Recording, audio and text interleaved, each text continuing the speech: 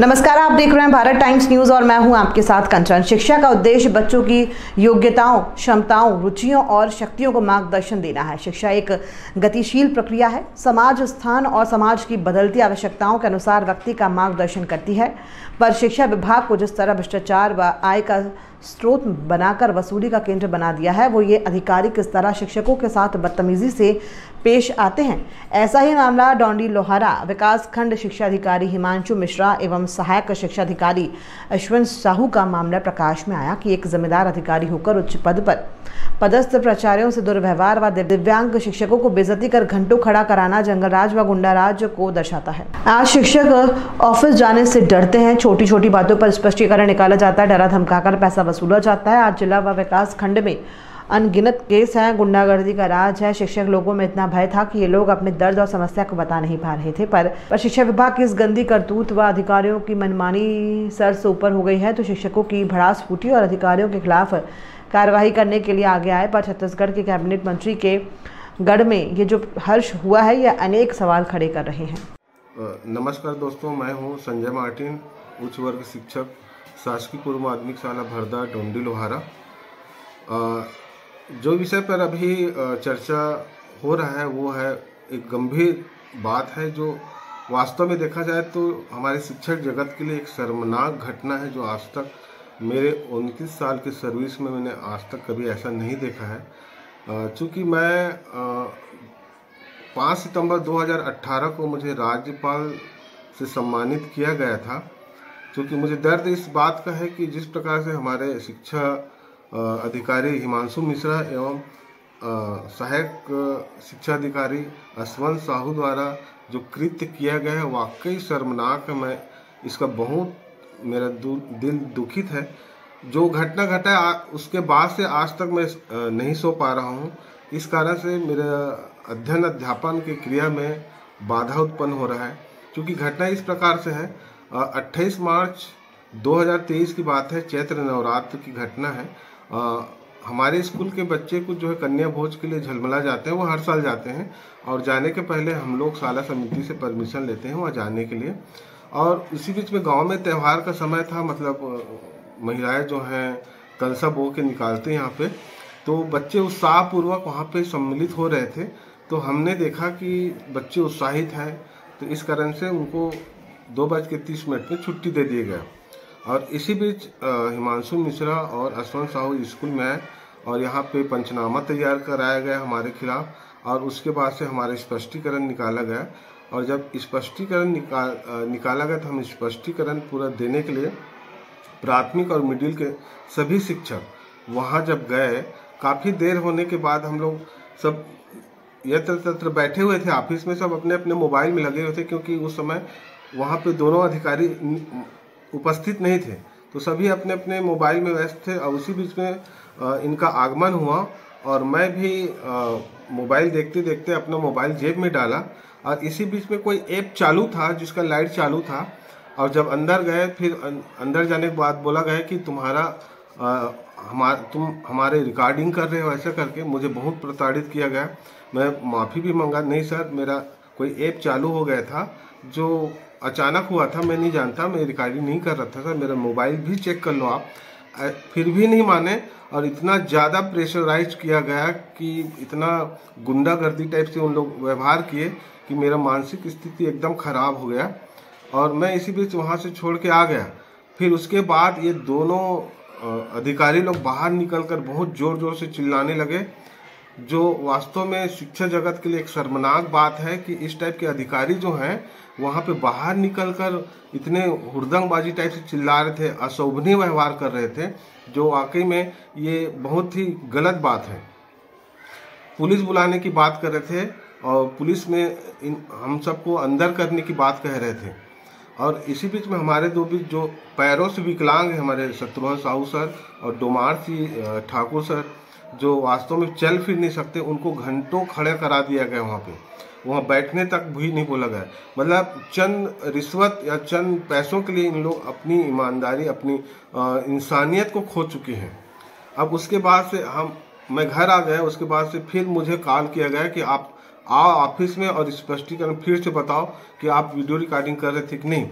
तो मैं अपनी पत्नी को लेकर उनके ऑफिस गया और मैं उनसे हाथ जोड़कर माफ़ी मांगा, अगर ऐसा हो गया होगा सर।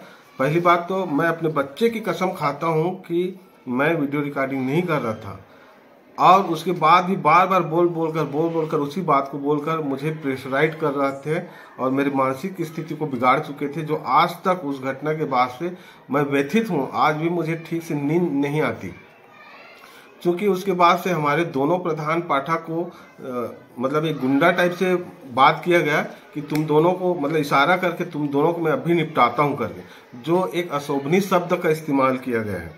और उनको निलंबन का भय दिखाकर उनसे पैसा वसूला गया, जो आप उनके बयान में सुन चुके हैं। और इस प्रकार से हम आज तक, अब इस घटना के बाद से हम न तो आज तक ठीक से पढ़ा पाते हैं न कुछ नहीं। और ये जो खैर हमारे साथ घटना नहीं है, इनका और भी घटना सुनने मिलता है कि प्रिंसिपलों के साथ ये दुर्व्यवहार करते हैं, और ये और कई स्कूलों में ऐसी छोटी छोटी बातों पर स्पष्टीकरण निकालते हैं, उसको उनको निलंबन का भय दिखाकर उनसे पैसा वसूला जाता है। एक बघई कोना का केस इसी प्रकार से, बच्चे मंडे के दिन जब बीओ साहब पहुंचे तो वहाँ बच्चे कम उपस्थित थे, उनको डर दिखाया गया कि बच्चे कम उपस्थित क्यों हैं, ऐसे करके उनको स्पष्टीकरण निकाला गया। और उसके बाद से उनको ऑफिस बुलाकर उनसे निलंबन का डर दिखाकर उनसे 5,000 रुपये, ऐसा विश्वास सूत्रों से पता चला है, उनसे 5,000 वसूला गया है। और SC/SC लोगों से रेबे से बात करते हैं, हमारे जिलाधीश को गाली बकते हैं ये, और CSC लोग से 4-4 हज़ार अवैध वसूल किया गया है, ऐसा हमको बाहरी खबरों से पता चला है। मतलब तमाम ऐसे बहुत सारे इनका केस है जो शिक्षकों के बीच में घटा है, जो डर के मारे वो अपने बातें सामने नहीं आ पा रही है। सो मैं प्रेस मीडिया के माध्यम से मैं आग्रह करना चाहूँगा, ऐसे भ्रष्ट और करप्ट अधिकारियों को यहाँ से या फिर उचित कार्रवाई कर निलंबन का कार्रवाई किया जाए। एक और घटना का जिक्र करना चाहूँगा, जो 29 मार्च 2023 को पत्रिका समाचार में छपा हुआ था कि 8 संकुलों को नहीं मिला शैक्षणिक प्रगति पत्रक। चूँकि हमारे पूरे संकुल के लिए जिला से प्रगति पत्रक आता है, अब चूँकि प्रगति पत्रक भरने के लिए हमको समय चाहिए रहता है, हम कई बार निवेदन किए कि हमको प्रगति पत्रक चाहिए। हम ही नहीं, पूरे संकुल, हमारे पूरे ब्लॉक के टीचरों को वो उस समय तक नहीं मिला था, जबकि हमको तैयारी करना होता है त्रैमासिक और अर्धवार्षिक, वार्षिक का प्रगति पत्रक में भरना होता है। उस डेट तक हमको नहीं मिला था। हम लोग CSC के माध्यम से कई बार खबर भी भिजवाए, आवेदन भी दिए, और उस आवेदन का एक प्रति मैं एक पत्रिका के माध्यम से उनको दिया। वो जाके पूछे भाई कि अभी तक क्यों नहीं छपा, तो वो अपनी गलती छुपाने के नाम से कि तुम लोग मीडिया में देते हो करके एक बार ज़बरदस्त दबाव डाला गया, डराया धमकाया गया और हमारे ऊपर बहुत ही प्रेशराइज किया गया। और जबकि उस समय, आज भी उस पत्रिका को मैं प्रिंट दिखाना चाहूँगा कि उस समय ये पत्रिका में छपा हुआ था, जो आज तक अपर्यंत तक वो किसी को प्रगति पत्रक नहीं मिला। उस प्रगति पत्रक को हम अपने जेब से 8 संकुल के जो स्कूल हैं वो सभी अपने जेब से उस प्रगति पत्रक को छपवाए हैं, जो तब कहीं जाकर बच्चों को प्रगति पत्रक प्राप्त हुआ। वेद प्रकाश सिन्हा, शिक्षक LV, शासकीय पूर्व माध्यमिक शाला भरदा में पदस्थ हूँ, जो कि चैत्र नवरात्रि में अष्टमी के दिन हम लोग शाला प्रबंधन समिति के अनुमति से बच्चों को कन्या भोज के लिए गंगा मैया ले गए थे। उसी दरमियान विकासखंड शिक्षा अधिकारी का निरीक्षण हुआ मिडिल स्कूल और प्राथमिक स्कूल भरदा में, और उसके बाद शाला बंद पाए जाने के कारण यहाँ पर अधिकारियों के द्वारा स्पष्टीकरण की मांग की गई। स्पष्टीकरण में हम लोग अपना जवाब दिए कि शाला प्रबंधन समिति के सदस्यों के अनुमति से हम लोग बच्चों को ले गए हैं, जिस कारण शाला में 2:30 बजे के बाद छुट्टी दिया गया है। उसके बाद एक दिन का हम सभी शिक्षकों का पेमेंट काटा गया है।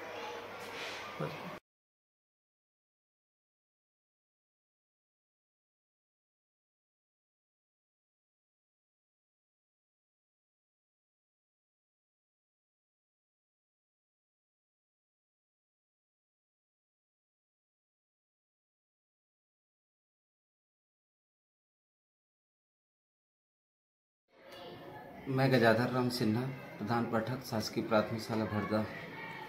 ये घटना है पिछले चैत्र नवरात्रि में, जिसमें अष्टमी में कन्या भोज के लिए बच्चों को ले जाना था।